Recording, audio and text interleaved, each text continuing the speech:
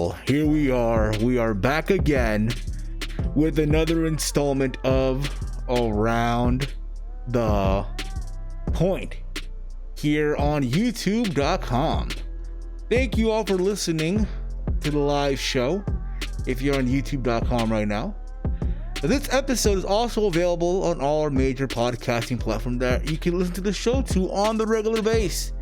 We're on Apple Podcasts, we're on Spotify, we're on Stitcher Radio, we're on TuneIn, Google Podcasts, and as well over as Anchor, and as well over at okfave.com. Yes, I have a mask on right now. I am practicing social distancing.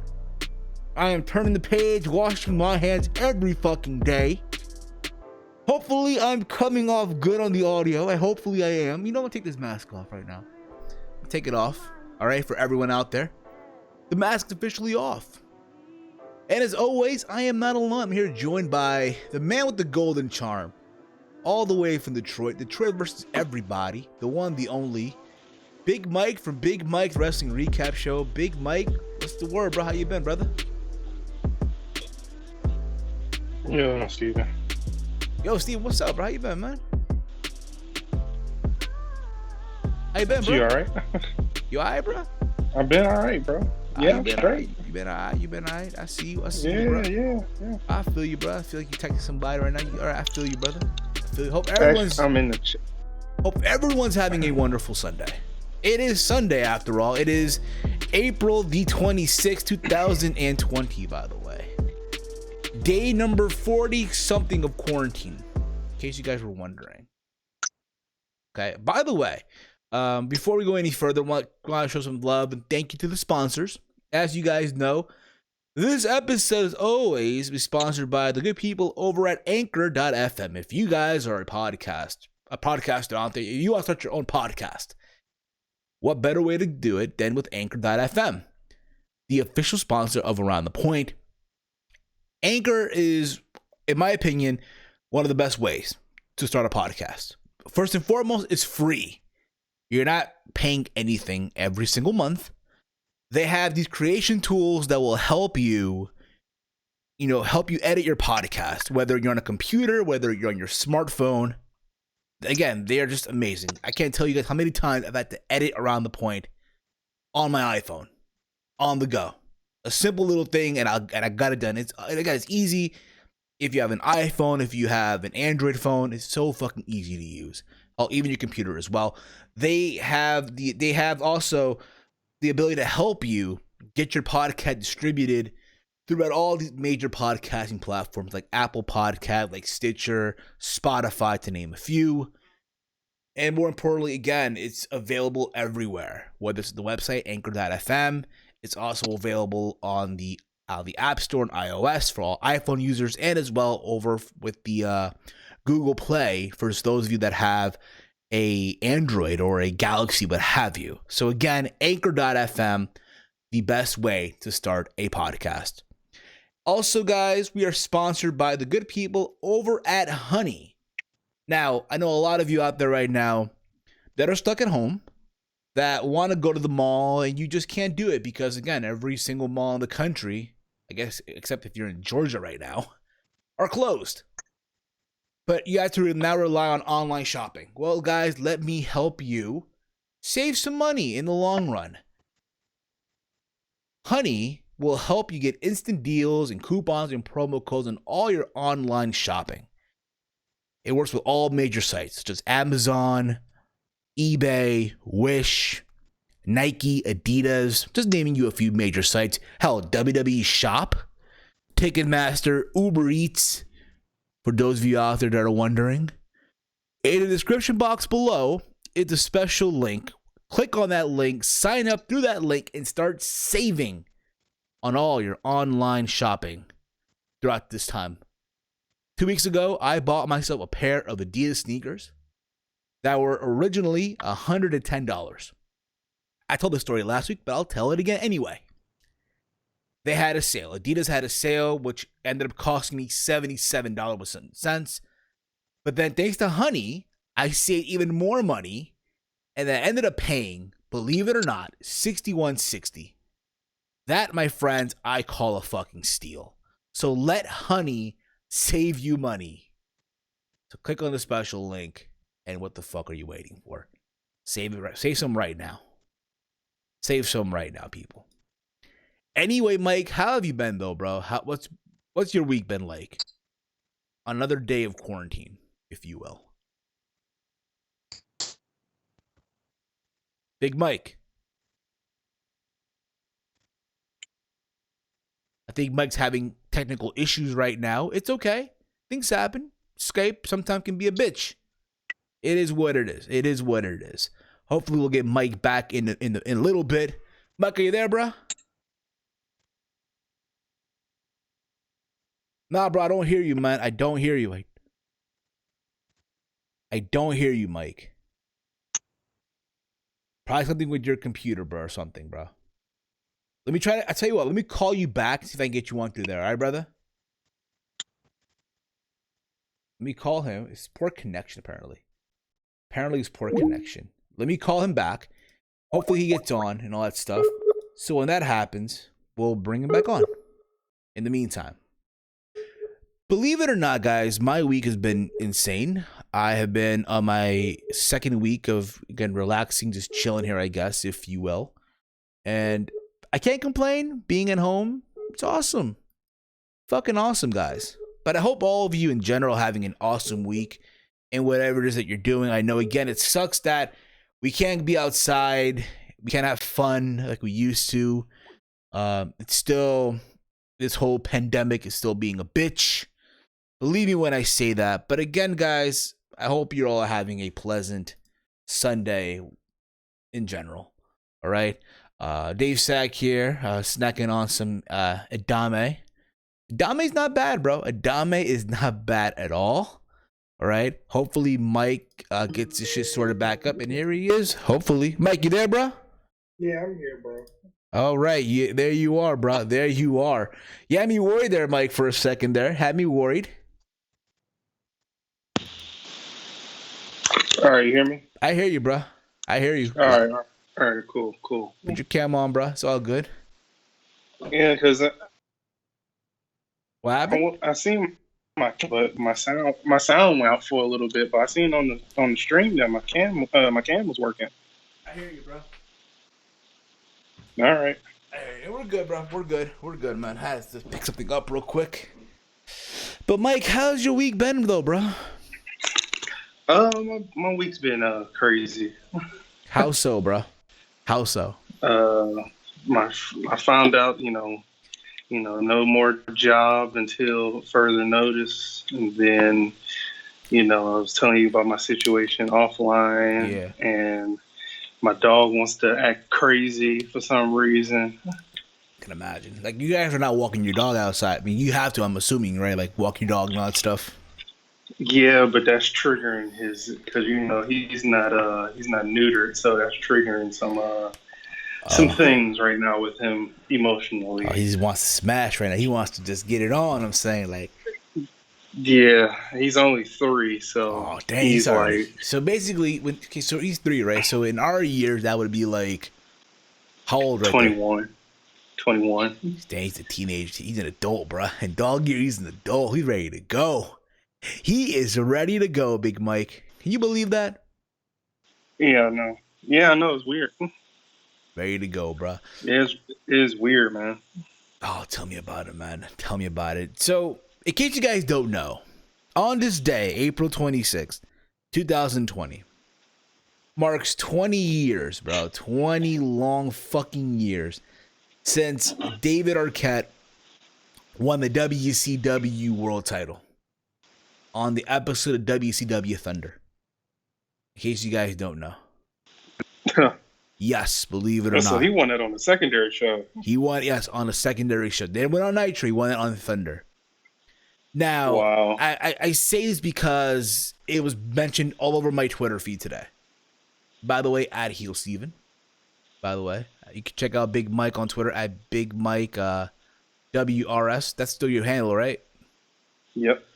By the way, links to his stuff is down below in the description box in case you guys want to give him a follow and subscribe to his channel, all that fun stuff.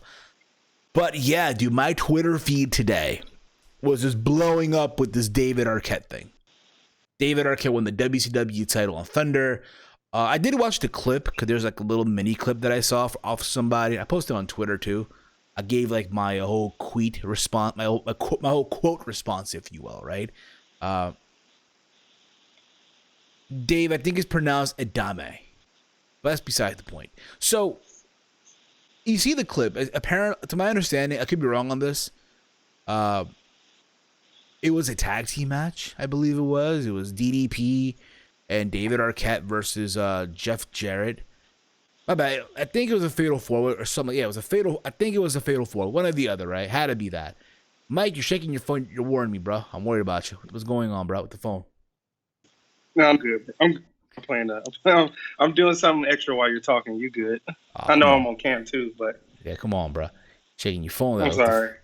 So I believe it was a fatal four or a tag team, but the whole thing was the referee was Kimberly, who what was a former wife of DDP. So in this whole thing, DDP kissed his wife or ex-wife at the time, and this causes Jarrett to hit him with the world title while David Arquette spears Eric Bischoff.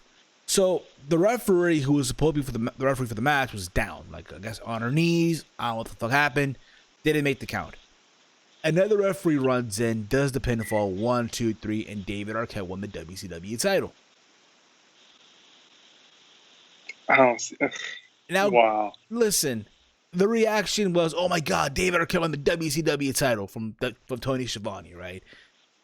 And here's the thing about it. Right. I did watch that whole thing live when it happened all those years ago. I believe I was 9 or 10 years old. I was still a kid. In the eyes of society, I was still a kid. So it was like, for me, I didn't know what was going on in the business or anything like that. You know what I mean? Here I saw, okay, here's David Arquette. I know he did a movie, Ready to Rumble. At the time, I didn't watch the movie. Right? But oh my God, here's David Arquette. Right.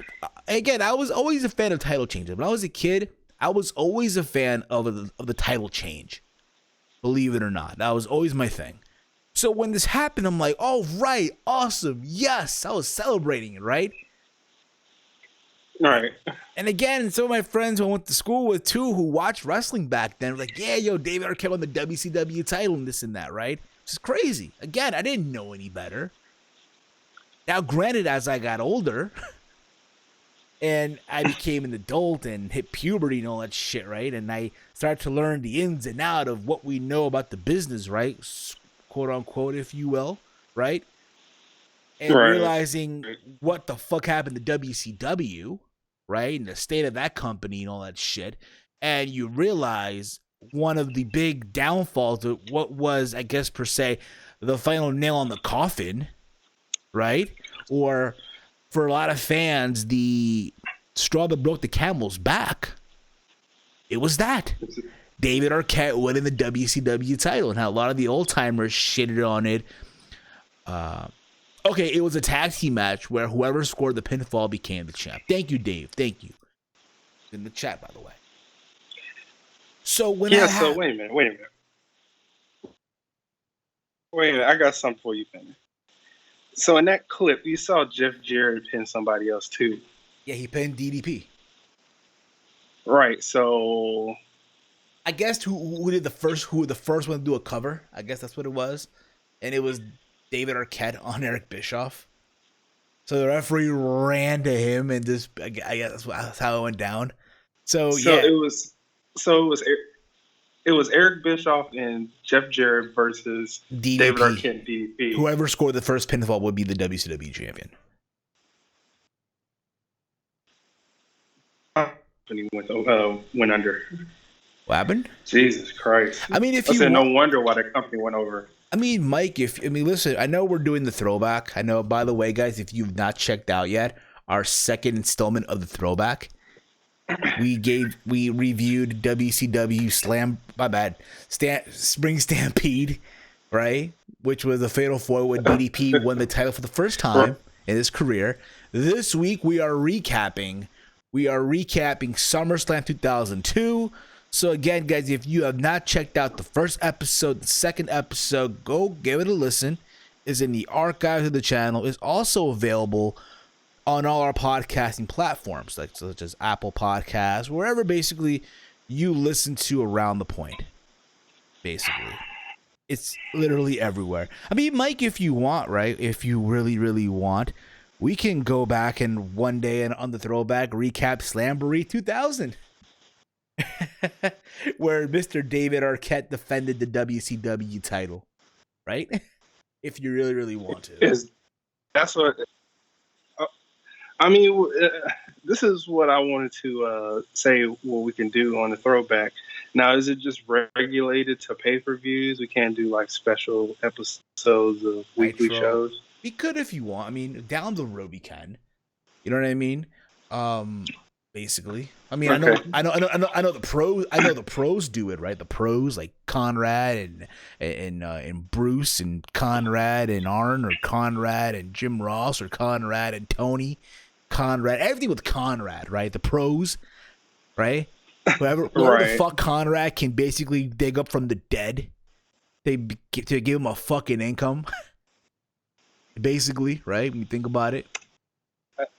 Yeah, well, you know, I'm surprised. I see what he's doing. I'm surprised Conrad hasn't contacted Joey Styles. Just saying, for ECW, but to do ECW, because he's a big ECW guy too. Exactly. I mean, listen, if Jeremy Borash ever gets fired from WWE, God forbid, but if it were to happen, if you want to do TNA with Conrad, fuck it, there you go. But that's beside the point, though. But I get it, too. Back then, factor in, yeah, they wanted mainstream attention, and David Arquette at the time was one of the A-list celebrity actors, right? He did Scream, he did Ready to Rumble, that I can think of, if you will. If you gotta remember that too.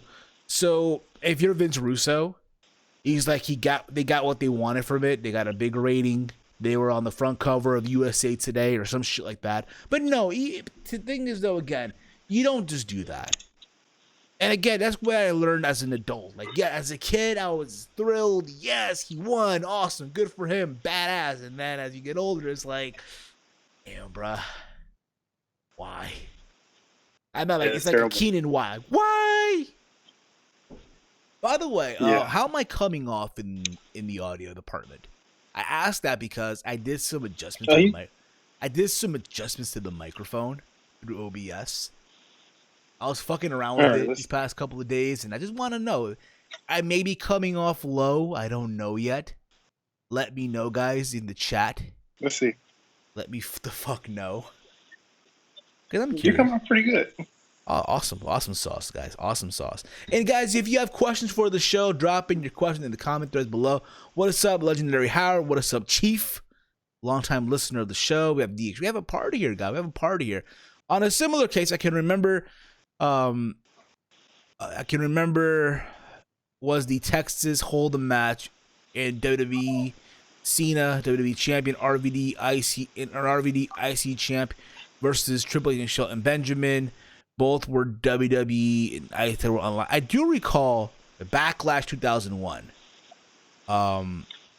when Steve Austin, Triple H, who in their own right, Austin was WWE champion, Triple H was IC champion. He beat Jeff Hardy, that young whippersnapper Jeff Hardy, and the Brothers of Destruction, Taker and Kane, were tag team champions, and there was a tag team match where all titles were on the line. All the belts were on the line, basically. So there's that. So again, there's so much shit we can do with the throwback. Yes, we can go back to watch episodes of Raw. Yes, we can go back to watch episodes of Nitro. Hell, we have Impact Plus. We can go back and watch episodes of Impact Wrestling for all the fuck we want. There's so much stuff we can do. Like today on Twitter, like Impact Wrestling posted a tweet. Like, what would be like your Mount Rushmore of Impact or TNA in history? And I think of it, right? Like, okay, Jeff Jarrett, obviously the founder of the company. AJ Styles. Right. AJ Styles. All right.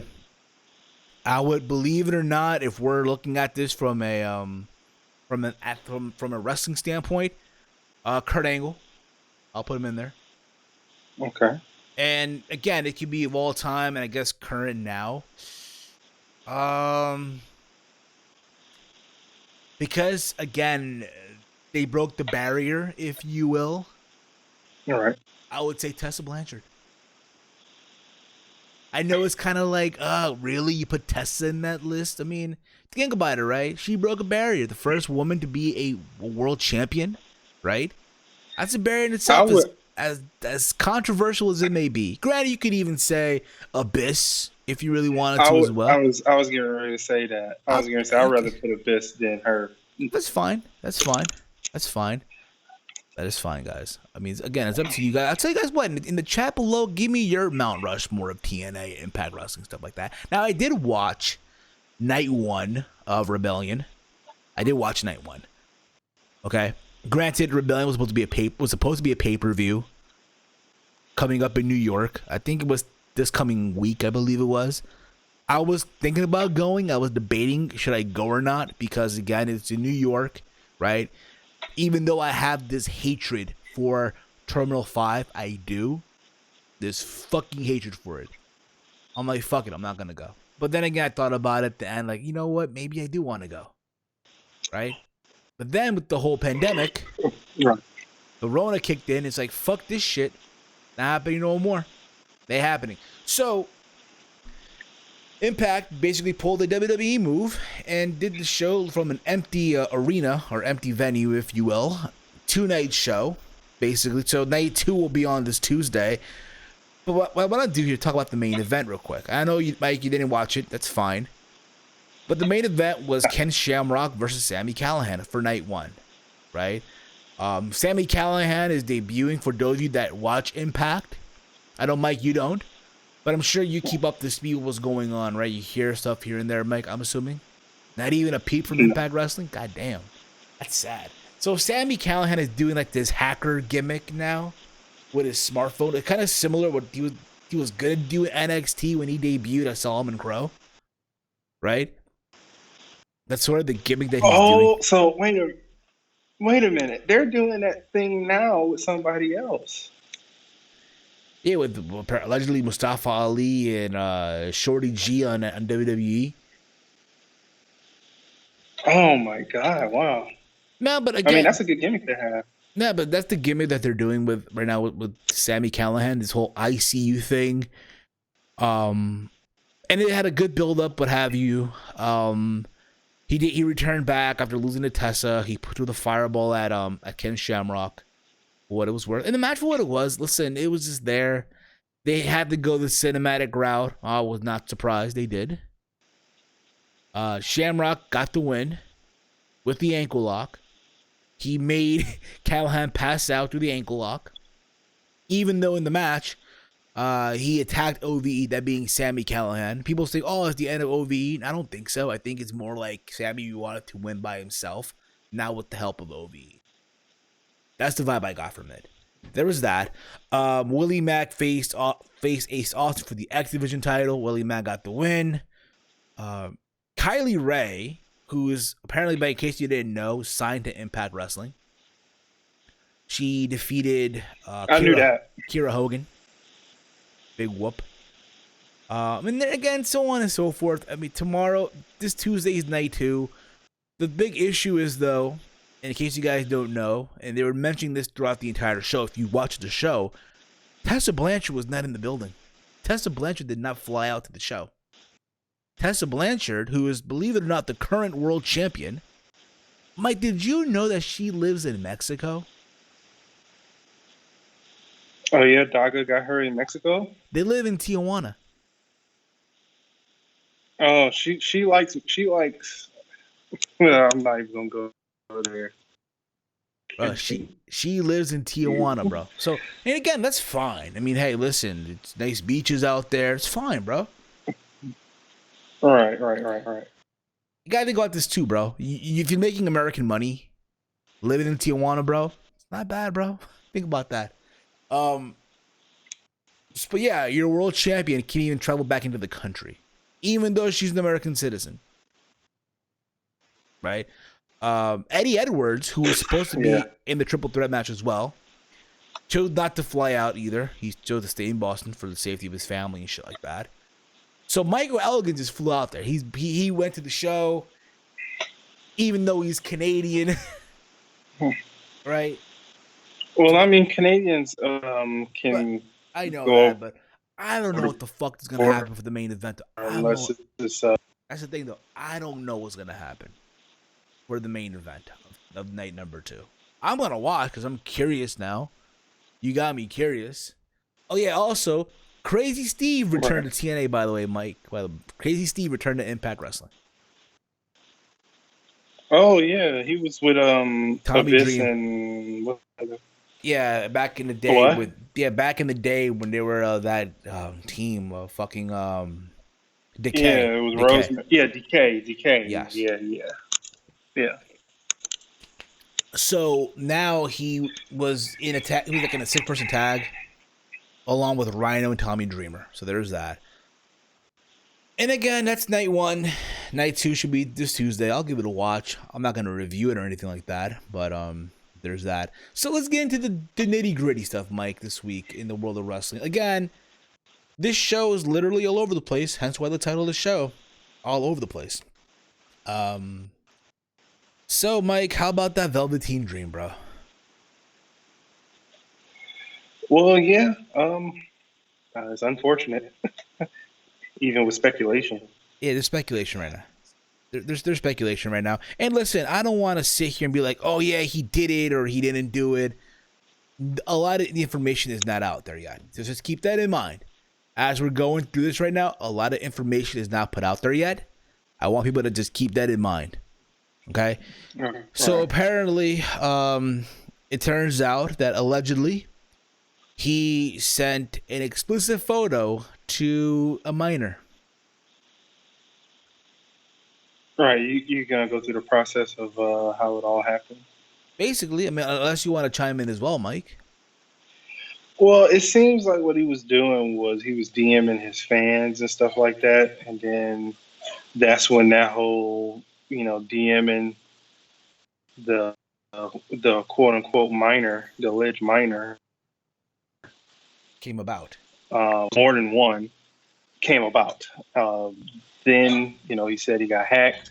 There was a Reddit post that pretty much exposed the picture, and there was an explanation from the alleged minor, and she gave the rundown on what happened and how she became in contact, and basically said that not only her but her friends got these explicit photos.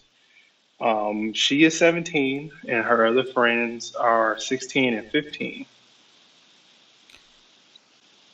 Yes. And they saw, I guess, Dream's magic stick. His magic stick, yeah. They saw the magic stick. Yeah, they were, I guess. And here's the thing about it, we don't want to come off like dicks here either. We don't want to be like, okay, we're not trying to come off like dicks, no pun intended. Here's the thing about it, okay? No pun intended. Trying to be like, okay. If we can be serious for a second here. Oh God, we're going to hell, Mike. We're going to hell.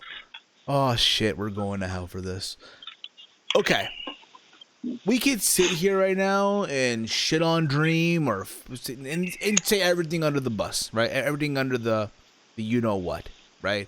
And just crap on this guy. All right. But we're not gonna do that because honestly, a lot of the information is not out yet.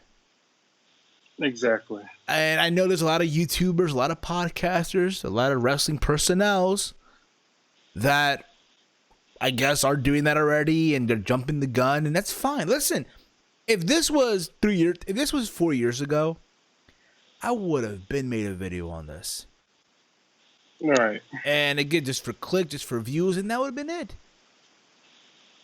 Right. Nowadays, I think to quote Don Tony, and I know Don Tony from the Kev Capsule said this very, very best. They said this best. You always want to be right. You don't want to be first. You just want to be right. Right. Which is true. Absolutely. And I get that now as I'm older and shit. If what they're saying is true, then you know what? He deserves all the punishment in the world. He deserves it. Right. No doubt about it. Right? And here's the thing about it as well. I remember a couple of years ago, the whole Enzo Amore thing happened. Remember that? Yeah, and then a year after that, the Ellsworth stuff happened. Nah, but with the Enzo thing though, everyone jumped the gun. Oh, Enzo did it. Fuck him. Screw him. Enzo stood quiet for like almost a year. Didn't say shit on social media. Who went ghost on social media, and then it came out that he was innocent the whole time. The girl, well, I think the girl that accused him said that it was all made up.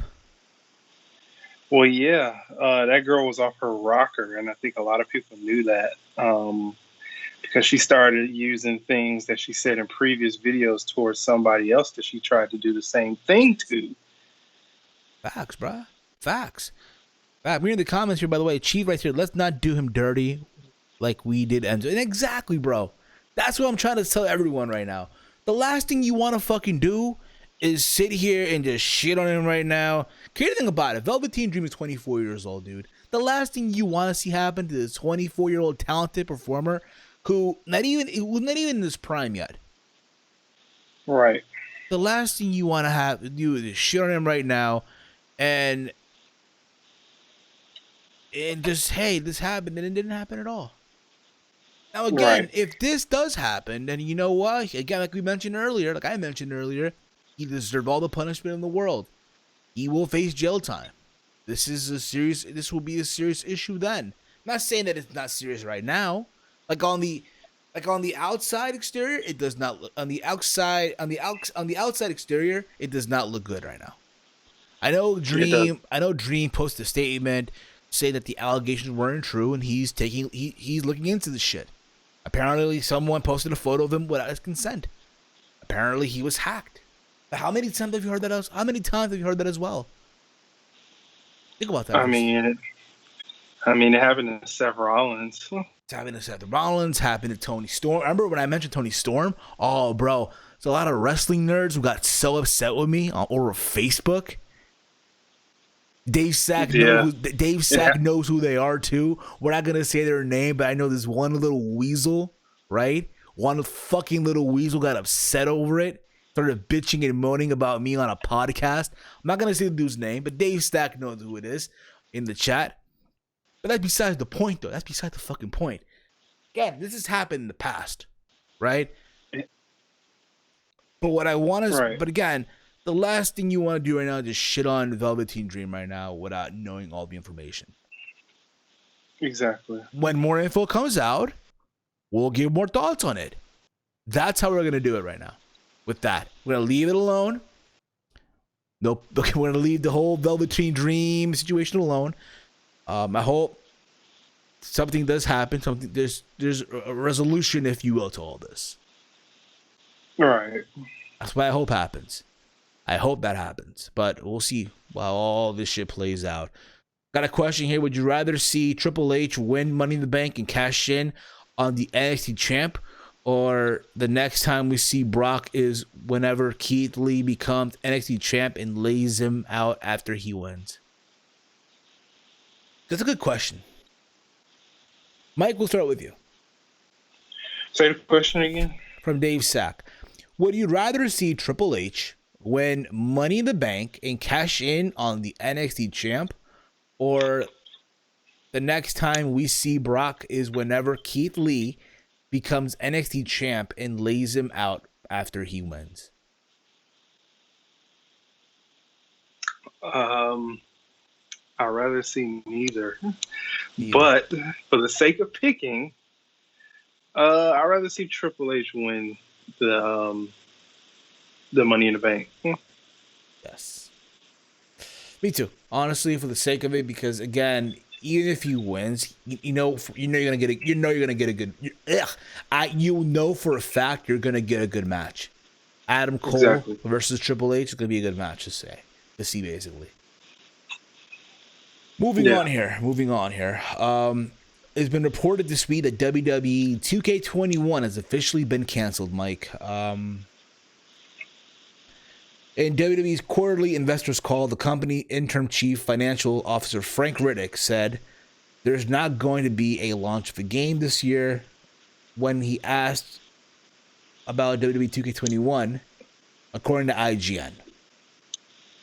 Visual Concepts, the studio behind the other 2K sports titles and most recently NBA 2K20, took over development of the WWE 2K series with WWE 2K20 and former longtime WWE developer Ukes. Unfortunately, unlike its work with NBA 2K franchise, WWE 2K20 turned out to be a disaster for Visual Concepts.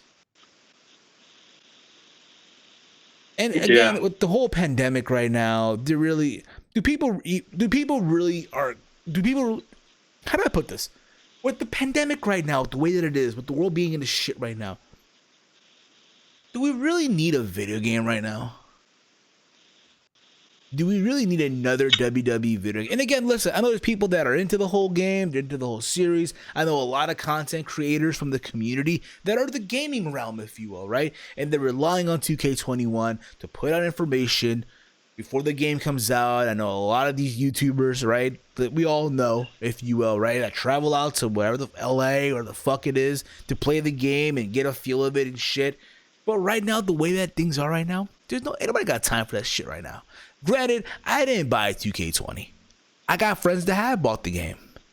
And from what they've told me, and I took their word for it, it was a disaster.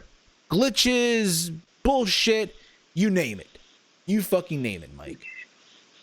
So I took their word for it.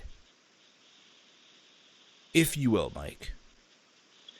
Yeah, I'm glad that, there's not another WWE 2K coming out for the foreseeable future at this moment, because the game actually was trash. I didn't buy the game, but I saw a lot of videos and, a lot of content creators. Usually they make a lot of videos, just to keep up with the pace so they can get invited back to 2K Studios to test the game out for free. Even they were crapping on it. And that's when it's a problem. When your basically bought guys is like turning on you. So, I'm happy that it's not coming back for the foreseeable. Mike, I can't hear you, Mike. I can't hear you there, brother. Mike, I can't hear you, bruh. Mike, I can't hear you, bruh.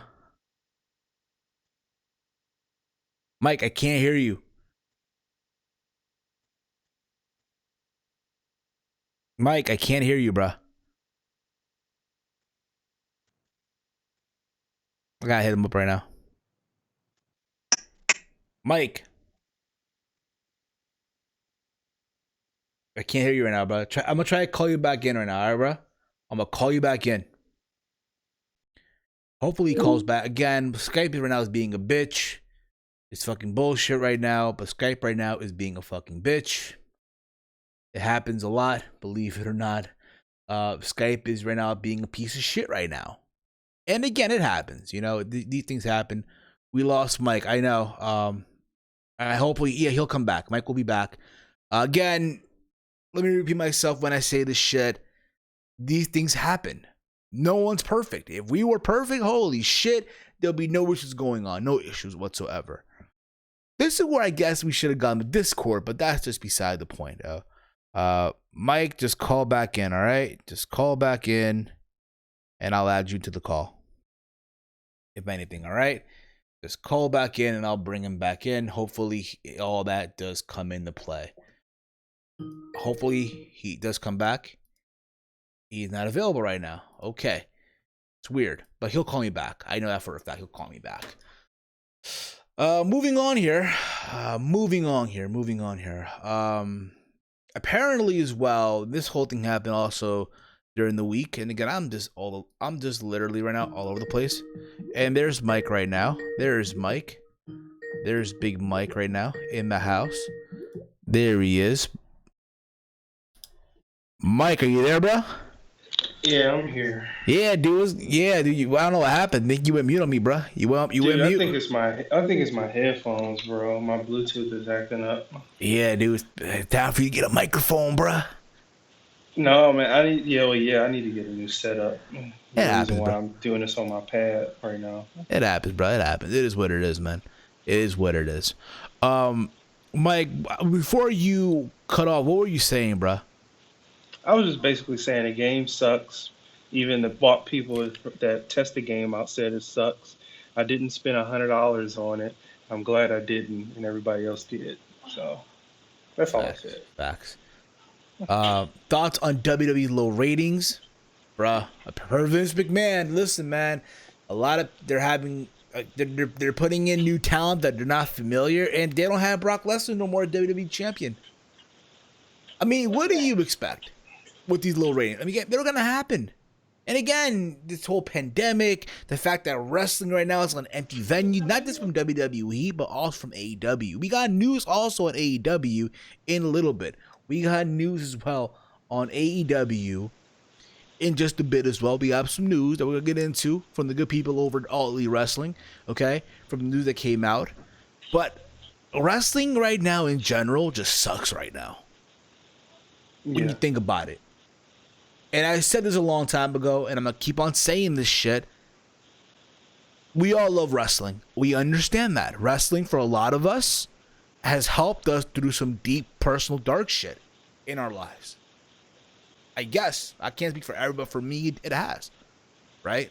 Wrestling, for a lot of time, has been my escape from reality.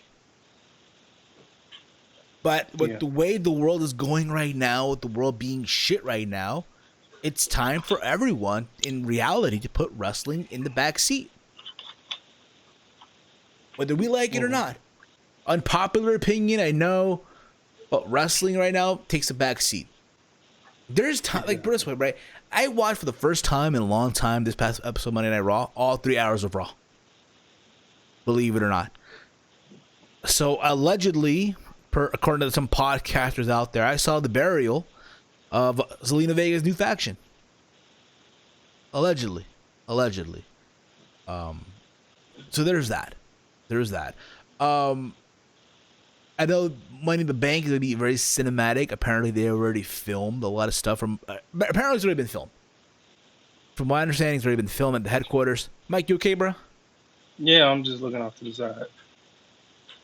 Okay, you're looking outside. Okay. I'm listening to you, though. I'm listening to you. I bet. You got me worried there, Mike. You ready to beat somebody up right now, bro? No, I'm listening to you. I bet, bro. So there's that. I mean, but right now, even with the ratings, again, per Vince, per the conference call, and again, I'm not. I listened to part of it. It's not really my cup of tea to listen to these conference calls and shit like that. Again, they're debuting new talent that a lot of people don't even know yet. So it's hard to get. It's hard for them to get. It's hard for them to get over. You look at the talent they brought in right now: Angel Garza, Austin Theory, who, in my opinion, is not even ready. As much as I like Austin Theory, he should still be in NXT right now. Yeah.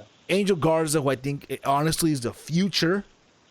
If you want to promote, if you want to push out the Hispanic market for WWE, it's Angel Garza. Hands fucking down.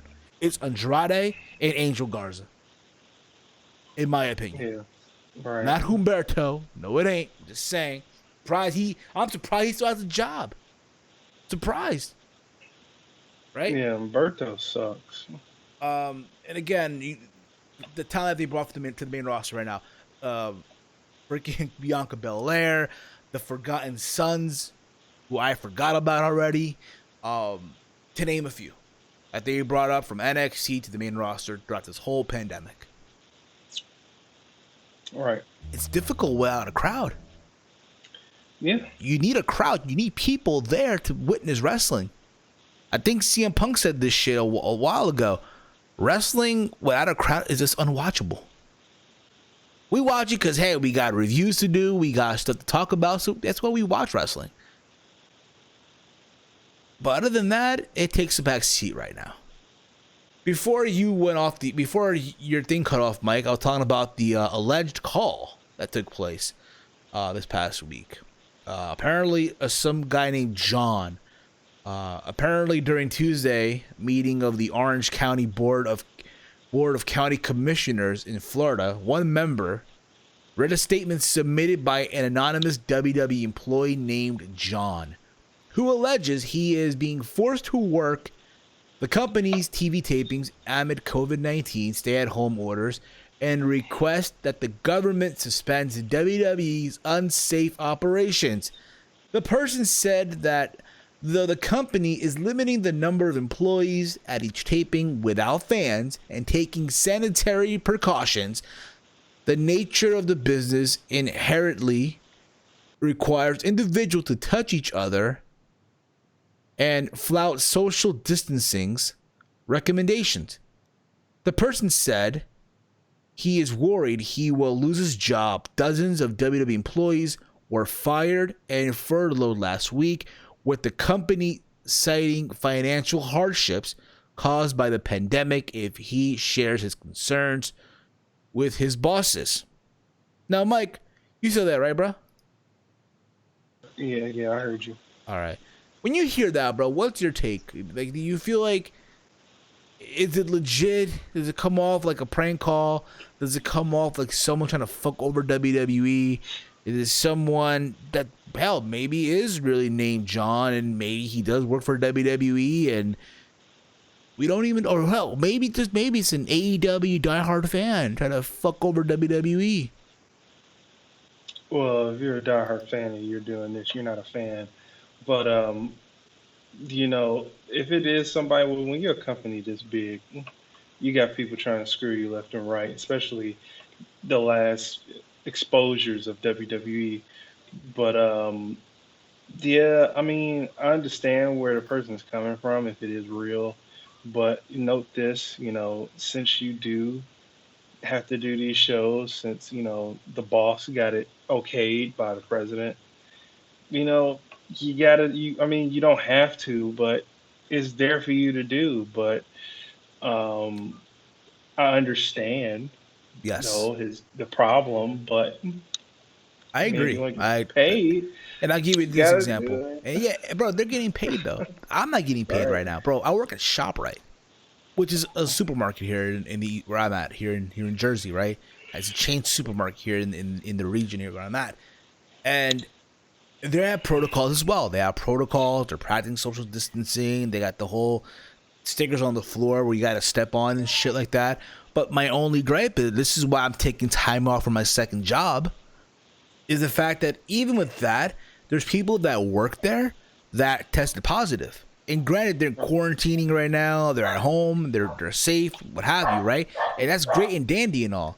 That's great and dandy, right? But the issue is, for me, and this is why I took time off, I live with two older women, my mother and my grandmother. God forbid something happened to me while working there. You know what I'm saying? And they got sick. And again, I'm an essential worker, all the hell you want, quote unquote, even though technically I'm not because I'm at home, right? So I chose not to work, right? And yes, right now my job is spiting me right now. They're doing what they're doing now to spite me, fucking me over with hours and shit. And that's rightfully so. But listen, I chose my safety of myself and my family over employment right now. But that's beside the point right now. And if I wanted to be a dick, I could have called, the county, hey, listen, they're allowing people to work right now. It's unsafe, this and that. Because think about this, right? Yes, we can talk about social distancing. We can talk about 6 feet. But let's be real about it. Is 6 feet really that? Is it really, enough? Hell no. To me, 6 feet not even enough.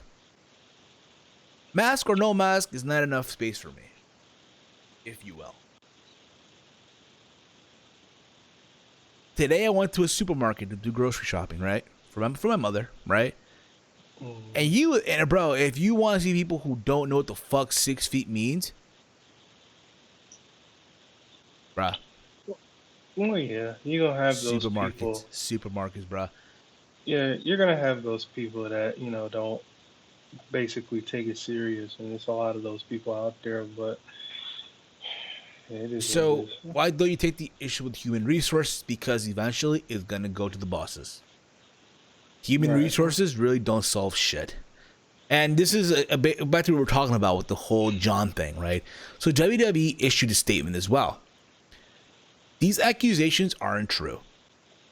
Employees know they can confidently go to human resources, not to the public, notwithstanding the appropriate protocol You can tell this is a Vince McMahon word, notwithstanding. I've heard this shit. I've read this shit before. The appropriate protocol. No one would be fired if they were uncomfortable with their surroundings. We've made accommodations for individuals upon request. And I believe that they have. I'm not saying that they aren't. I'm not saying that they did not yet. But what I'm trying to say is, regardless of what protocol you take, what safety measures you take, there's always going to be just one major bullshit detail that's missing out. Right. If you will. But again, there was that. I personally think, honestly, it's just somebody trying to fuck with them right now, trying to be assholes. Again, if you're doing that, whoever you are, you're not a fan. You're some dick. You're trying to fuck over the company, trying to fuck over people that are trying to work, trying to make money, and all that stuff. So there's that. AEW. Let's move on to AEW real quick. Now, granted, I didn't watch Dynamite like everyone else had. I did watch, though, the main event, Dustin Rhodes versus Kip Sabian, where if Dustin Rhodes were to lose, he would have retired. He didn't lose. He won. Not surprised, right? But apparently this news came out. Apparently AEW is planning to resume tapings at their home base of Daly's Place in Jacksonville, Florida, beginning May 6th, according to The Observer. AEW is returning to Florida as the state recently opened up for sporting events with national audiences, which is what allowed WWE. Oh, cool. I thought I had you muted for whatever reason, but we're good. Okay. We're good. Which is what allowed WWE to resume operations during the coronavirus pandemic. AEW currently has enough content taped to carry them for several more months, or weeks for that matter, right? Which was taped recently in Georgia. The Observer noted that the plan right now is for AEW to go back either weekly or more often starting on May 6th in Jacksonville. The episode beginning May 6th will begin the hard push for the Double or Nothing pay-per-view, which is scheduled for Saturday, May 23rd. AEW officials expect to have about twice as many talents available for the next set of tapings, as some were not brought to the Georgia tapings because they lived in areas heavily impacted by COVID-19. Some of those talents started quarantining earlier this week. As officials wanted 2 weeks of quarantine before bringing people in from those coronavirus hot zones. The next shows will reportedly focus on talents that are working Double or Nothing. And I'll be real about it. Now, I even heard that they're going to even be live. Just like WWE wants to be live, but they're not going to be live now. Apparently, WWE will also be taped as well. My take is this, okay? Everyone that were shitting on WWE for doing live or taped, I hope that you motherfuckers carry that same energy. Carry that same energy for AEW. That's what I hope, Mike. They won't. They won't. I know they won't. But I hope that they do. I was looking for it. But it never showed up. I know it has not. Apparently, again, man, apparently it's a crime to pick on AEW. It's this, but again, listen, I don't hate AEW. I don't. I said it before. I said this in the past before. I got love for everyone. Okay. Now I'm not saying that every AEW fan is stupid. A good portion of them are. Could be exactly accurate with that one. A good 85% of the fan base is stupid as shit. Yeah. Like, I saw this one tweet. I think I posted it in our group chat. The most funny shit that I saw, right? From at Ernest Wilkins. This is what he posted on Twitter. I posted a screenshot in our group chat, by the way. And quote, watch last night's hashtag AEW. Darby Allin and Sammy Guevara felt like Rock and Triple H in '98. They already have a great chemistry, and I feel like they're gonna be the future main eventers in AEW. I also hope we get this feud again down the line with the heel face roles reversed. If that is not cringeworthy, Mike, I have no idea what is. Maybe the Aubrey Edwards t-shirt that came out as well for AEW. Here's the problem I got with that. By the way, guys, this is the shirt, by the way. That's the new shirt from Aubrey Edwards. Yeah, show the shirt while I'm talking, but here's the problem I have with that. I understand, right, that I know you want to, treat everybody as equal, but I knew Aubrey Edwards was going to be a problem since that one time she refed. I think it was what was that show? All Out? I think it was All Out, and then she was reffing a Cody match. And she counted 2, and it was a near fall. It was a close near fall, and they zoomed in on her. Not, how they do a near fall and they just keep it regular, but people get excited. Yeah. But they zoomed in on her, and then she made like this reaction with the 2 in the air, and she was like, oh, like that was a close one, but. It was like the way she did it. Yeah, I know her body. Yeah, the way she did it, I was like, okay, that's gonna be a problem. And then everybody chant her name. I was like, Earl Hebner didn't even get this type of love. Like, what would people think if WWE made? And I seen this tweet too. Somebody said, I think it was Chase. He was like, if WWE did this, he had all the negative stuff in it. He's not wrong though. He's not. Jason's not wrong though. Jason is wrong. Yeah, and when AEW does it, they're progressive. And I was like, that a ref wants to be more over than the performer is asinine to me.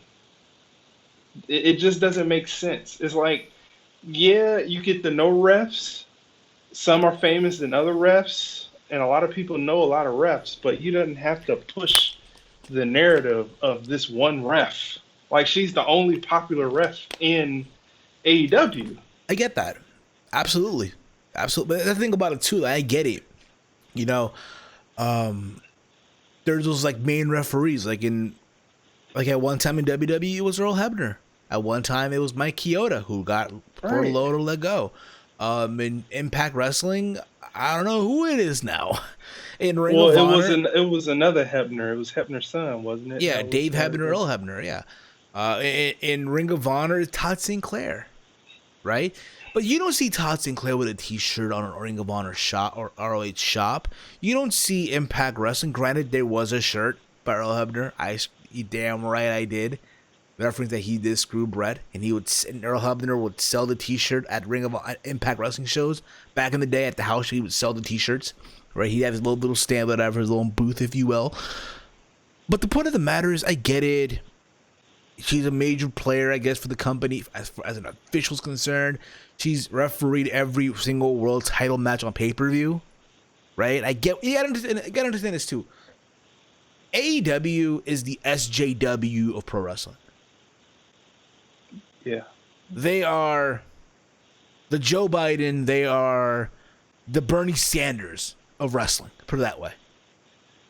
They are. Yeah. If Bernie Sanders was a wrestling promotion, it would be AEW.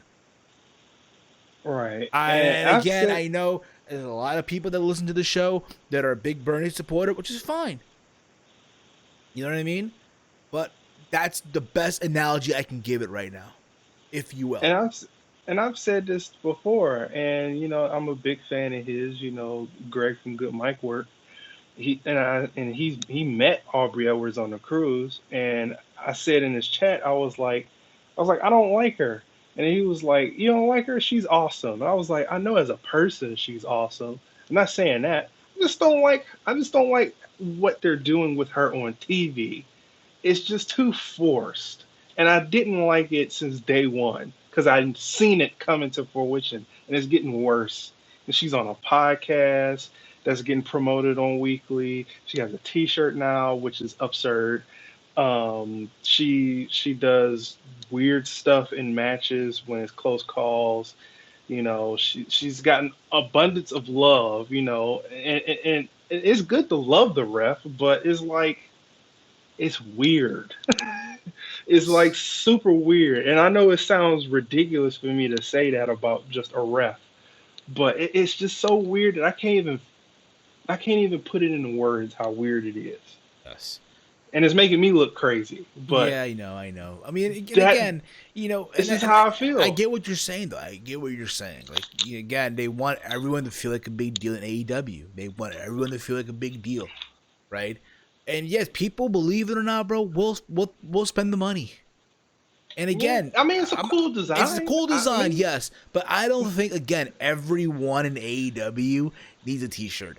You mean to tell me now that fucking who was the commentator for AEW? Dave Marquez? That's NWA. That's NWA. Fuck. Who was the commentator for AEW in the beginning days? Right. Oh, Alex Marvez. Yeah, Alex Marvez. Not like Alex Marvez has a T-shirt on Pro Wrestling Tees. I think Excalibur has a T-shirt. Yeah, Excalibur. Yeah, I get Excalibur. Excalibur. I mean, JR, we understand. JR is JR. Don't get me the fuck wrong. But it's not like JR. It's not like fucking Alex Marvez or who was the guy that did fucking Fighter Fest? It was the gaming dude, whatever. And they hired him, but they never used him. Oh, Golden Boy. What the fuck's Golden Boy, yo? Where the fuck is Golden Boy? That dude talks mad trash on Twitter. Is he getting paid? Is he still getting a paycheck from AEW? I mean, he's on the payroll. Yeah, I'm pretty sure. We're not doing he has shit. AEW in his bio. We're not doing shit. They don't use him. I mean, when they hired him, they used him that one time. And he did good. And then it went to crap after that because of the pandemic. Yeah. I know we're going all over the place, and again, that's the purpose of the show. We're literally all over the place today, so just bear with that in mind. But again, I'm sure, just like you said, just like Greg said, for good mic work, I'm sure she's a nice person. Does that mean I got to buy a T-shirt? Fuck no. I just think it's weird, man. Yes. And you should support the wrestler. Yes, if you want to support people, listen, do me a favor. Go on Pro Wrestling Tees and support the people that got fired. Buy their shit. I'm not saying their shit like that, but buy their merchandise. If you want to support the wrestlers right now, support those that got fired. Right. From WWE. Speaking of which, we're still on the whole AEW topic. Looks like Cody might have some good news, but before we get into that, read the comments, by the way, all right? Should WWE take the AEW route? This is from Dave Sack, by the way, and have maybe like 8 to 10 people sit front row, scattered during the shows? And no. Should NXT talent be watching Raw, SmackDown? No. No. Granted, AEW pulled it off, but at the same time, to my understanding, there's a limit of people that can be in a room, right? 10 people, I think it is. Yeah, and it's getting annoying to me. Granted, like if you watch Dynamite, it's been the same people for like last couple of weeks. And it's not really even the big people anymore. It's like the bottom of the barrel. Exactly. Yeah. Like you don't even know who they are. It's like, who are these people? Chief writes Especially here. Last week. Chief writes here. Aubrey has become more likable since she started doing the AEW podcast. I'm sure she has. Yeah, I'm sure she has. She was getting that type of love even before they did a podcast. It's like they. I mean, it's good.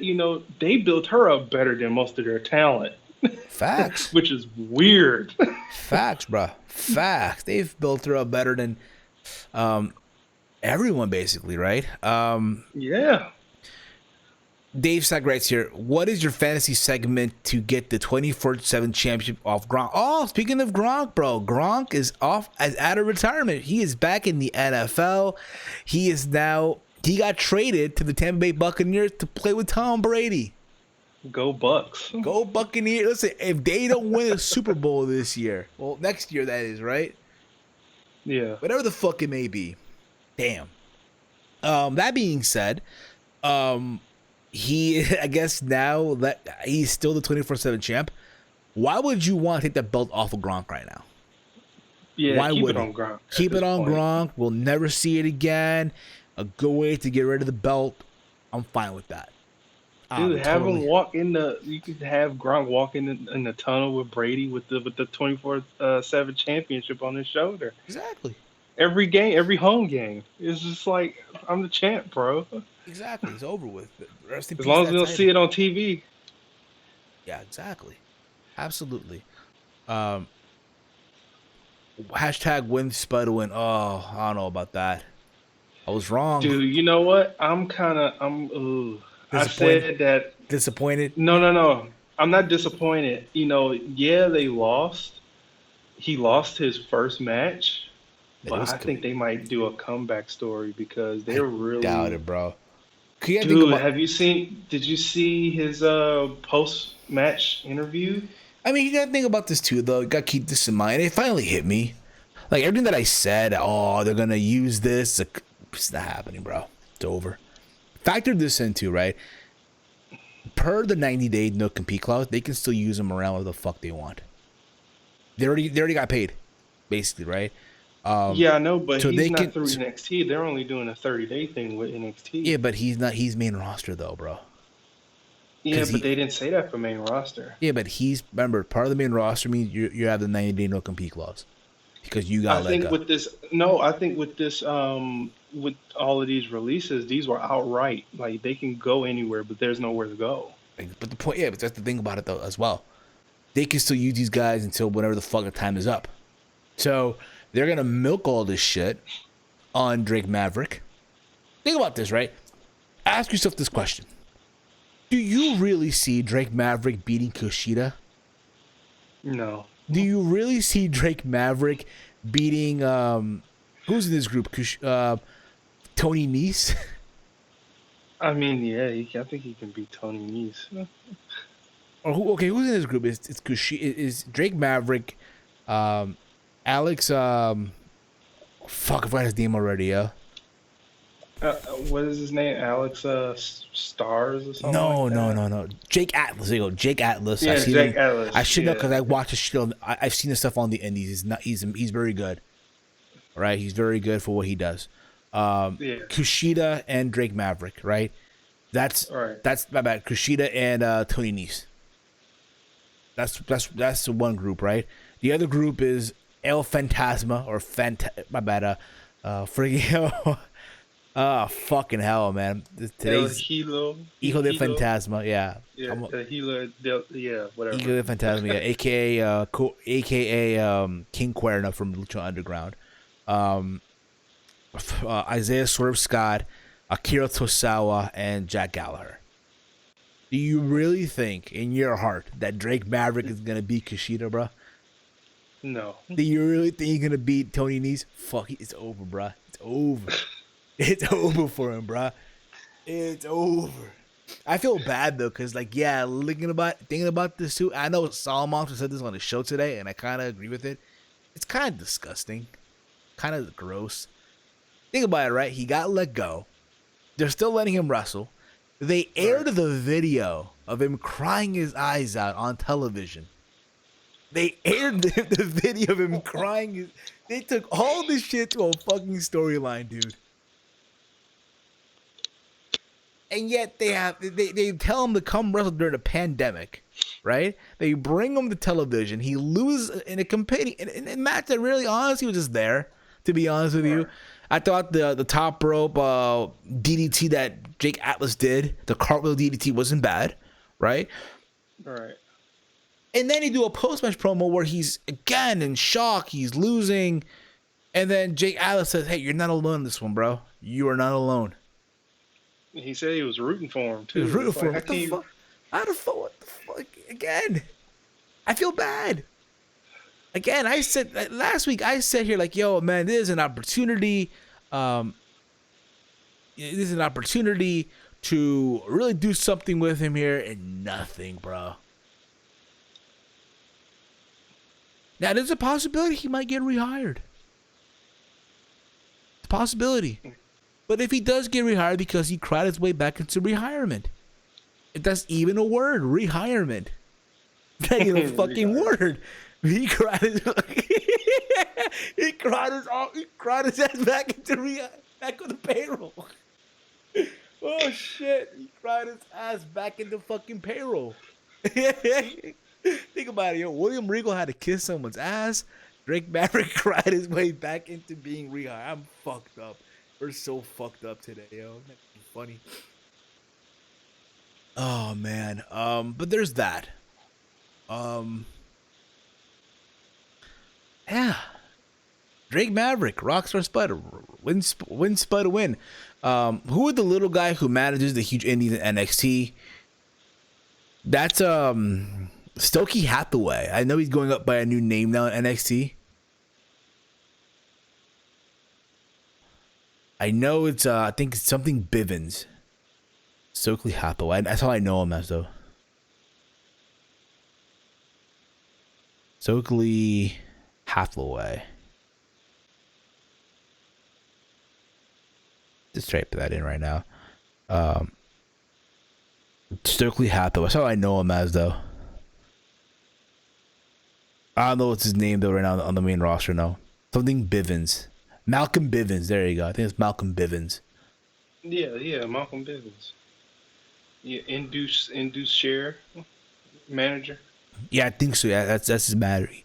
But he's Malcolm Bivens. Now, from what I've heard, I know we're completely going off topic right now from what we're going to talk about on the show, but fuck it, why the fuck not? As long as you guys are enjoying it, awesome.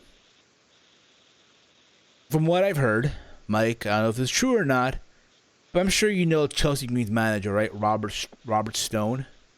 Yeah, Robbie. Yes, from what I've heard, his whole gimmick is a parody of Tony Khan. Did you hear about this one? Ooh. His whole gimmick is a parody of Tony Khan. The glasses, the suits.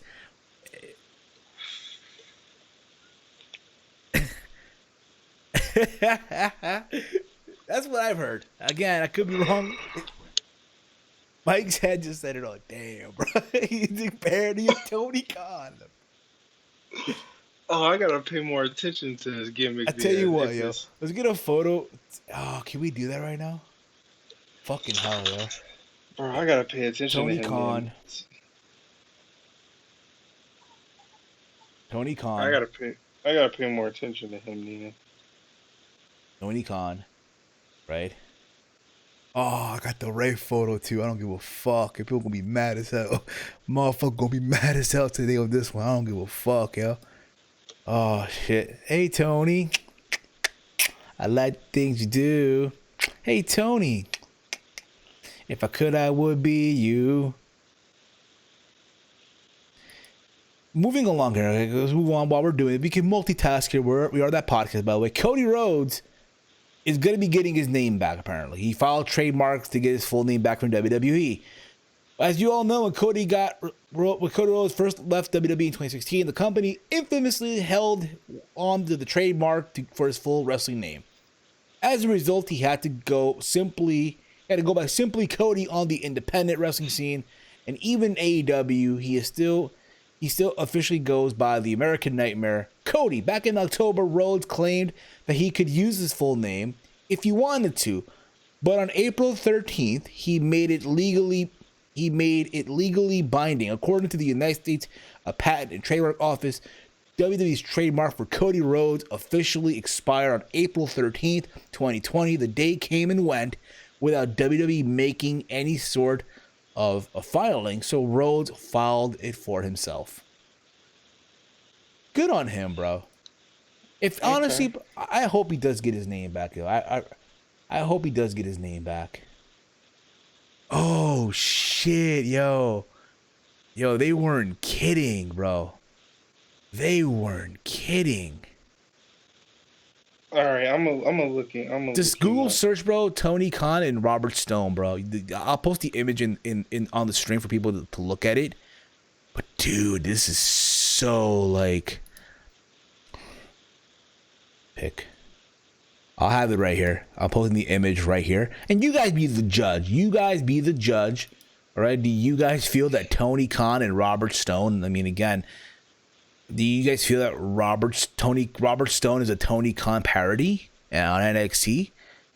You guys be the judge. I'm waiting for this picture to load right now. God damn it! We're waiting for it. Waiting. But yeah, bro, when I saw them, I'm like, God damn, bro, that's so fucked up, yo. No lie, Liv Morgan has pretty good finish. Yeah, she does. But back to this whole Cody thing. I hope Cody, again, I'm happy for him. If he does get his name back, I hope he does. Yeah, I heard that, Mike. Oh my god.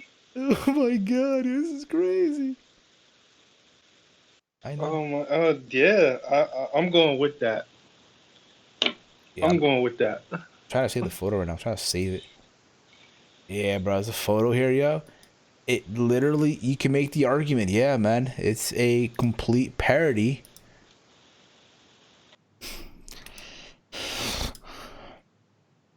It's right here, guys, and I'm putting it in the chat right now. There it is Robert Stone and Tony Khan right there. You can make the argument, guys. Do you see there Tony Khan being ripped by Robert Stone? Could be WWE being bitter. It'd kind of be a shame if they were, right? Be a shame. Like, shame on them, if you will, type of shit. Oh my god. That's the one I saw too. That's what made me laugh. Oh my god. Here it is, y'all. Oh my Jesus. It looks so alike though, bro. The glasses, the suits. Granted though, if you look at Tony Khan, you know what he reminds me of, dude? You ever watch Little Shops of Horror, bro? No. He looks like Seymour, bro. He looks like he looks like a fucking okay, you ever watch Honey, I Shrunk the Kids? Yeah. He looks like the lead guy, the doctor, the scientist, basically, right? Oh my god, yeah, he does look like he looks like Rick Moranis. He was on Ghostbusters too. He looks like Rick Moranis, bro. He looks like Rick Moranis. Yeah, he was on Ghostbusters. And again, I got love for Tony Khan. I got love for the guy. So I hope all success for Tony Khan and shit. But damn, I feel bad though. Hey, welcome to the wrestling biz, bro, where they make fun of you. Money Mark, there you go, buddy. It happened to Ted Turner. Back to the Cody thing, though. All right. Cody, I hope he gets his name back. I know we're just rambling off. That's the point of the show. We do that a lot of times. I hope he gets his. I'm happy that if he does get his name back. Granted, I've been accustomed to calling him just Cody, right? Like everyone else has, right? All right. Granted, though, it's clever because when Brandy shows up, they say Cody and Brandy Rhodes, so they kind of find a way to loophole through it. But again, he gets his name back. Good on him for that. Good on him. Moving on here. Gonna rapid fire before we wrap this shit up here. Put a bow on this. Killer Cross last week was on the news, and you guys saw last week he made his NXT debut, finally attacking Tommaso Ciampa. And apparently, if you notice on WWE Shop, they had his merch, but he was named Carrion. And I know this was last week. We didn't touch on it last week, so we're gonna touch on it now, if you will. So, where was he here? In case you guys are wondering here, Fightful Select, that's being the dork from Cincinnati. Yes, I'm using his site. I don't give a shit. Changing his name to Carrion was Cross's idea the whole time. Right? Hey, look, it's Mike's dog. There you go. Good dog. Good boy. It's a boy, right? Yeah, it's a boy. Good boy. Good boy. There you go. The name's close connection to Carrion was one of the reasons for the change, due to its connections, connotations with the apocalypse. Greek mythology also inspired Cross in his name change, as Charon was the ferryman of Hades, who transported the souls of the recently deceased across the rivers of Styx and Acheron. The former Lucha Underground star also has a tattoo of Carrion in which he provided that final piece of inspiration. Now, listen, I know a lot of people are like wondering, oh, why they're calling him Carry On, not Killer. Listen, WWE was not going to have a guy named Killer Cross on television. I think that was a given. That was a given. Whether you people want to admit that or not. I was surprised they had a girl named Killer Kelly on there. Yeah, well, I see UK, right? Right. The reality is this. It goes even back to the Viking Raiders who were singing in their car last Monday, eating a turkey leg for the shit you gave from the Renaissance Fair, right? When they came up to WWE, they weren't called the War Machine. Nope. So, not surprised at all. And again, it's not a bad name. I like the name Karrion Kross. I like it. Don't you, Mike? Yeah, it has a meaning to it, Karrion. Exactly. Could have been worse. Yes. They could have called them, I don't know, Chris Cross or Crawford Cross. You kind of get the idea, okay? They could have gave him a whole different name and everybody would have bitched about it. Like, imagine this, right? Imagine if Sami Zayn, and I asked this question a long time ago, back in the day, and I'll ask it even now to you, Mike. Can you imagine if Sami Zayn was on the independent scene, right? As Sami Zayn, right? Mm-hmm. This amazing wrestler that we all know, right? Despite his point of views in America and shit like that, right? And he gets on the WWE, and they tell him, you know what? Now we're going to have you, 1 second, instead of being Sami Zayn,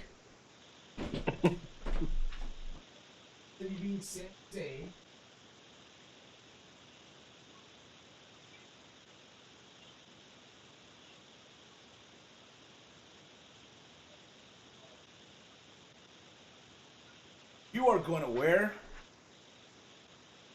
a mask. To have the mask in front of me right now of LG, now going to be known as El Generico. You've probably been like, what? Exactly. I have the mask right here in my hand. I have the mask. If you guys see me right now live on the stream, I have the mask in my hand. Like, you have an actual El Generico mask? Yes. Let me see. Hold up. It's popping up in a minute. It's popping up. Hold up. You'll see it here. Oh, sweet. Yes. So this shit used to fit me a long time ago, back when I had short hair. I remember one time I went to the strip club with the mask on and rep pajama bottoms. And yes, they let you in there? They let me in the strip club with the mask on. Oh my god. Yeah, bro. Fun time with this mask.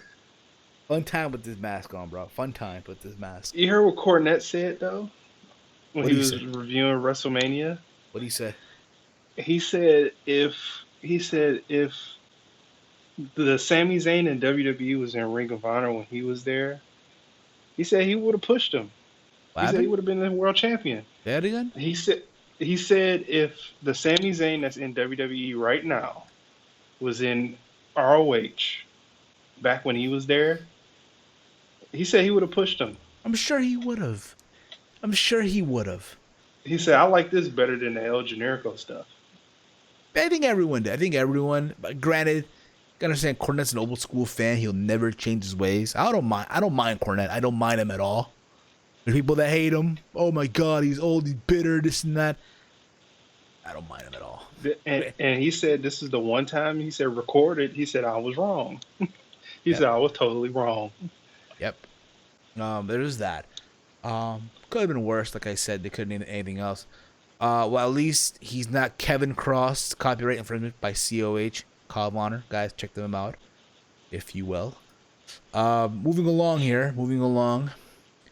Jerry Lawler is also been in discussion. As you guys remember, last week on Monday Night Raw, Jerry Lawler, 2 weeks ago on Monday Night Raw, during the Akira Tosawa versus Austin Theory match, Jerry Lawler referenced to Tosawa's his moonsault, if you will, or something like that, as a ramen noodle moonsault. And people got salty. People got so upset. People got so angry with this. The SJWs, oh my God, they lost it, Mike. Did you know that they lost it 2 weeks ago? They lost it, bro. They were mad at old Jerry Lawler. How dare you, Jerry Lawler? I guess they forgot years ago Jerry Lawler made a living off this shit. Exactly. I guess people were mad when Jerry Lawler did the fat jokes to Vicky Guerrero a couple years ago on Monday Night Raw with John Cena, huh? Oh no, they remember. They remember that shit. So Lawler apparently on his podcast addressed the comments explaining what happened, and again the whole thing explaining that the ignorance towards move names stems from his time working with Mauro Ranallo on SmackDown 2016. King claimed that it was his way of creating continuous banter with Ranallo, who has an extensive background calling Japanese wrestling. And this is what he said in quote, "I would say something like, there's the ramen noodle moonsault, and he would say, oh, King, you know there's no such thing. And we would just go on. I was doing it just to play the devil's advocate with Mauro. If I were still doing commentary with Michael Cole or JR, we'd had the chemistry to where each one of those guys would have known I was almost making a fool out of myself by claiming like I was acting like I knew what this unbelievable looking move was. Then either Cole or JR would say, oh, King, you know better than that. With Byron and Tom, that being Byron Saxton, Tom Phillips, we don't have that chemistry yet. No shit. We have only been working together for a short time. So when I said that, they didn't even acknowledge it. They didn't even acknowledge it. So it kind of went out. And they just kept talking, and I kept talking. I didn't think anything about it either. Lawler further went to indicate that his use of the line was meant to show his ignorance as a heel commentator, adding, that's where me, Bobby Heenan, Jesse Ventura, all the heel commentators do that sort of stuff, and the joke is on yourself that the people out there say, look at that idiot. He doesn't even know what he's talking about. And he thinks he does. That's where the joke was. So spoiler alert, he did not apologize. In case you were wondering, was he going to apologize? No. And why would he? Think about that, Mike. Why the fuck would Jerry Lawler apologize? He shouldn't. He shouldn't have to apologize. He shouldn't have to. I know Jerry Lawler's commentary sucks now, but come on, like you can't have Jerry Lawler not be some sort of a crazy old guy on commentary without him doing this. I mean, I have no problem with it because we all know what he used to do. Exactly, dude. Exactly. This is what he did this all the time in Attitude Era. You can go back to those Attitude Era episodes and hear what he said with Funaki and Taka Michinoku. It's like, oh. Exactly. It was way worse. Way worse, absolutely. And people again want to bitch and moan, they want to cry, and this is what I said before, bro. Wrestling fans today are very SJW, bro. Yeah. Again, this is why, in a way, wrestling kind of sucks today. Not just the fact that, again, we're in empty venues and shit like that, the pandemic, but fans in general just suck. A lot of the wrestling fans today, not everyone, but a good majority of them, suck. They don't know what it's like to have fun anymore. They don't know what it's like to know what's heel heat or not. They get offended so easily. All right. So there's that. Moving along here. Before we get into the whole Dustin Rhodes thing, because Dustin Rhodes did post something on Facebook. Mike, did you watch Dark Side of the Ring this week with Dino Bravo? I did. I did too. I just felt like, damn, bro, that had to suck. Yeah, I mean, with the way that his family found him dead in home. They found him dead at home. Like, yeah, bro. Yeah, that and in the suburbs too, which is like in a rich area of Montreal or Quebec, wherever he was from. Yeah, I think it was Montreal. Yeah, so for this, they interviewed Jacques Rougeau, the guy that trained Kevin Owens many years ago. The Mountie. The Mountie. They interviewed his wife, his daughter, who didn't speak English, to name a few that I can remember. They interviewed the guy that was on the Andre the Giant DVD or the documentary for Andre on HBO. Yeah. To my surprise, they did not interview Rick Martel, which I thought they would have, but he declined to be in the documentary. Totally fine. Jimmy Hart was in this as well. Again, what I didn't know is that he did sign back in the early 80s or mid 80s or what have you, and he was going to work a program with Hulk Hogan in Montreal. Yeah.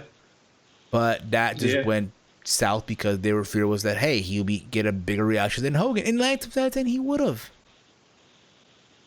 So instead, he quit. He formed his own company to compete with WWE, and that didn't really last long because all the talent that were there went to WWE at a time where WWE was trying to get everyone from all the territories and shit like that. Right. And he then went on, and he was making at least $300,000 a year or something like that. Then they dyed his hair blonde, something like that. He was making good money. He was making good money though, if you will.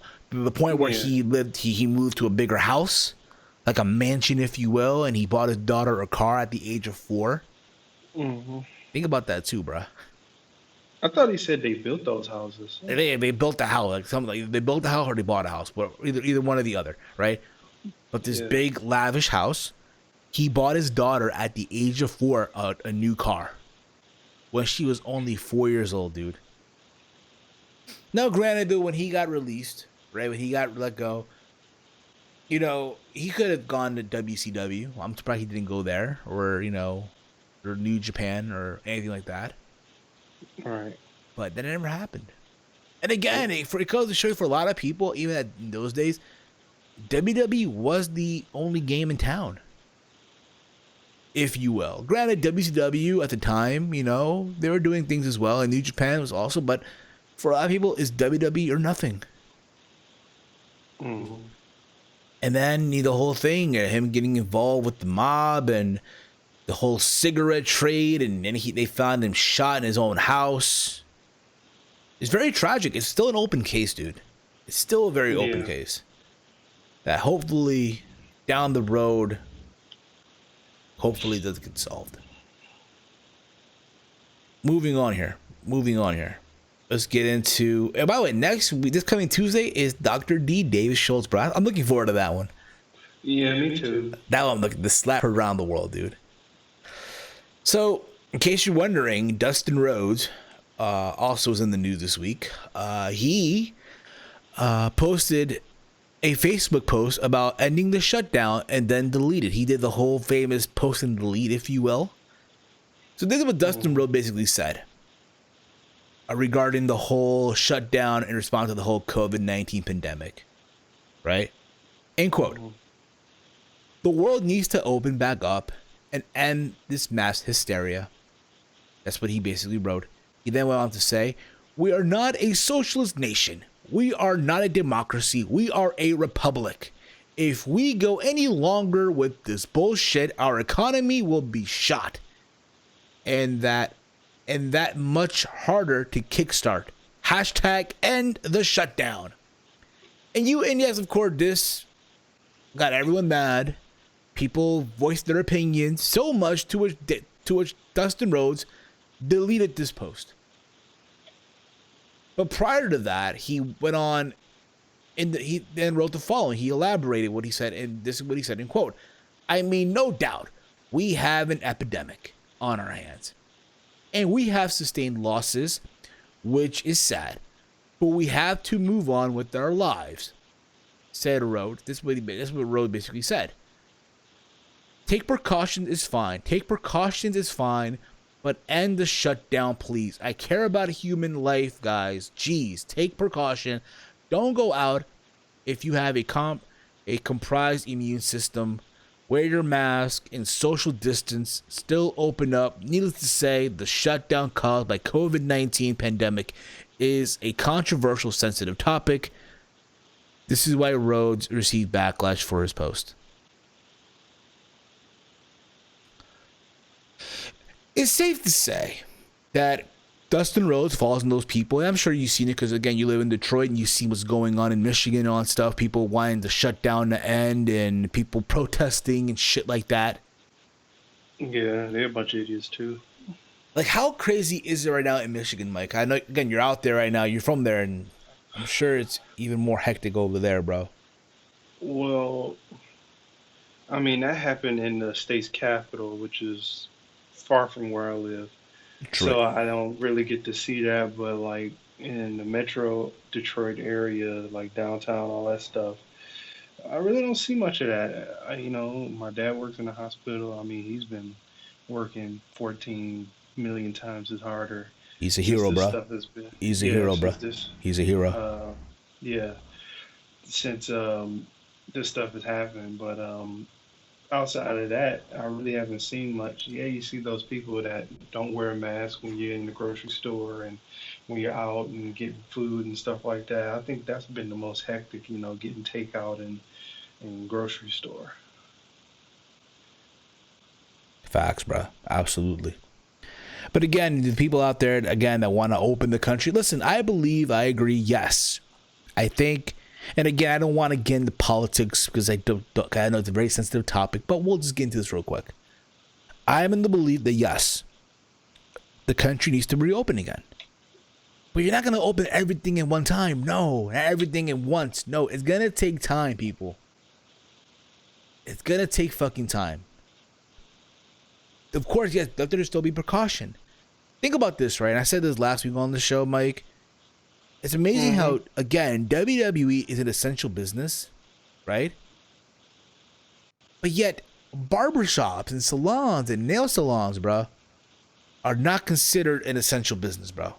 But yet, WWE is, right?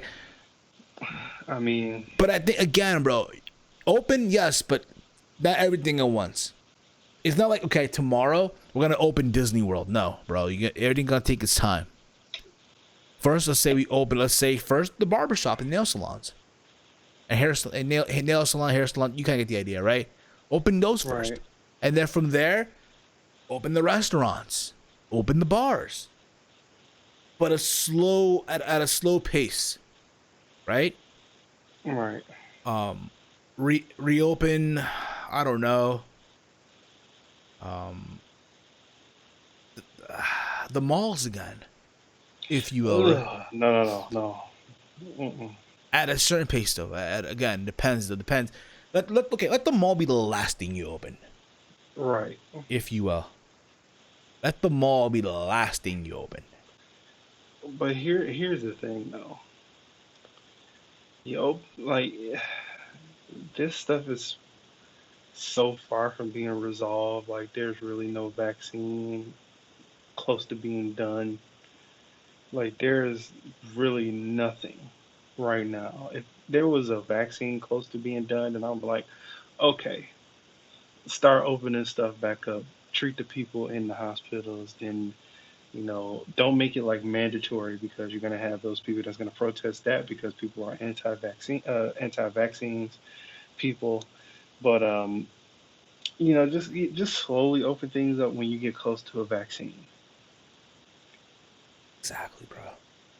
Exactly. But again, if you don't got that and you open this stuff up, it's over. But this whole COVID thing, bro, it's gonna take its time, bro. It's gonna take its time. My state right now is in the shitter right now. Obviously, Jersey right now is in the shitter. Every day, either it's lowering down, that it's getting worse. It's a whole thing right now, bro. But it's one of those things where, again, just take things one step at a time. Be safe. Wash your hands. Here's what you don't do, okay? And I see motherfuckers do this shit every fucking day, where they take off their reusable mask, right, or their gloves, and they throw it on the ground. Right, you can't do that. That's what you don't do. You don't do that. Like, I saw it today. I'm going to the supermarket, right? I park my car. I'm walking to get a shopping cart. I got the gloves on, by the way, right? And I see gloves on the floor, bro. I see a reusable mask on the floor. And you wonder why, and again, I can't speak for Michigan, but for Jersey, right? You wonder why the state of New Jersey is in the shit that it's in right now. You wonder why New York is on top of the food chain when it comes to this whole crisis right now.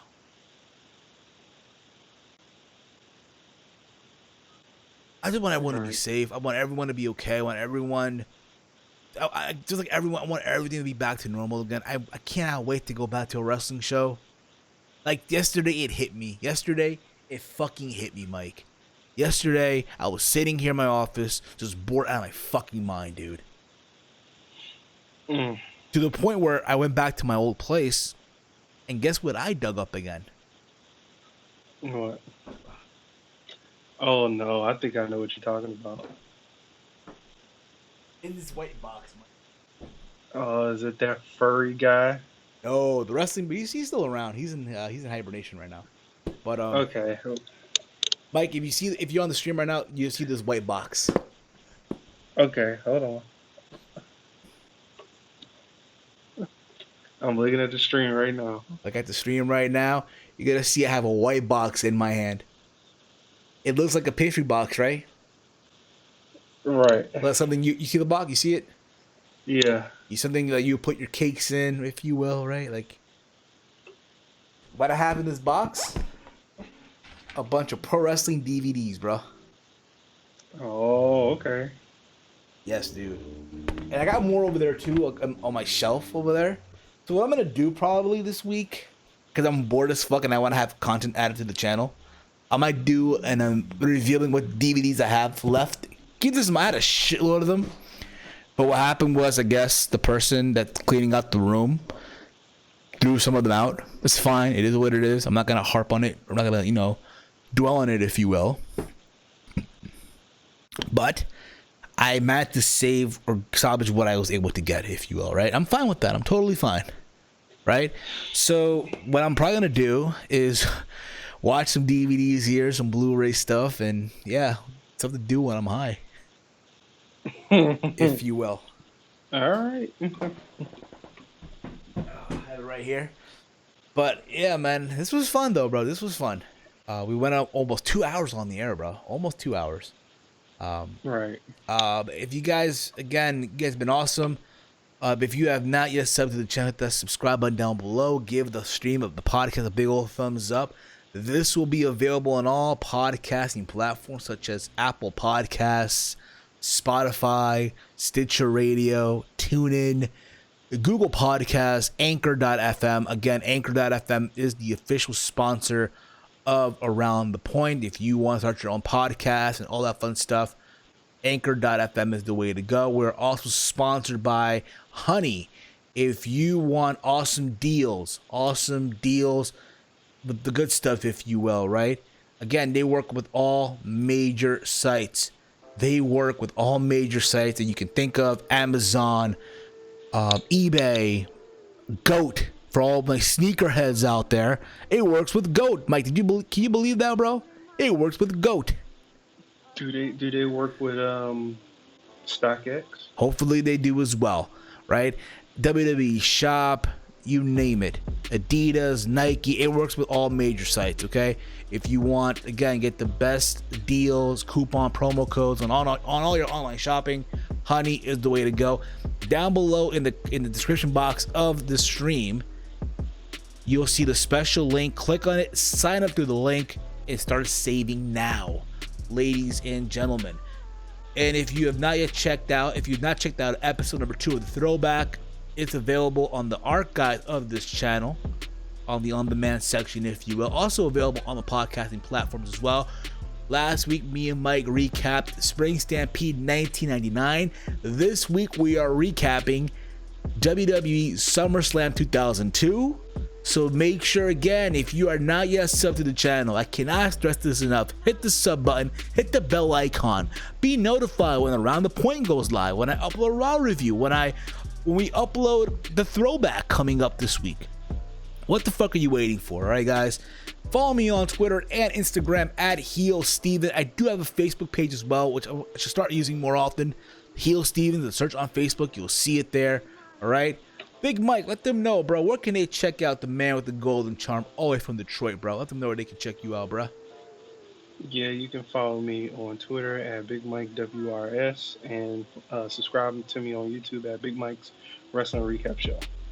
All his stuff is also in the description box below, guys. Go check him out too, all right?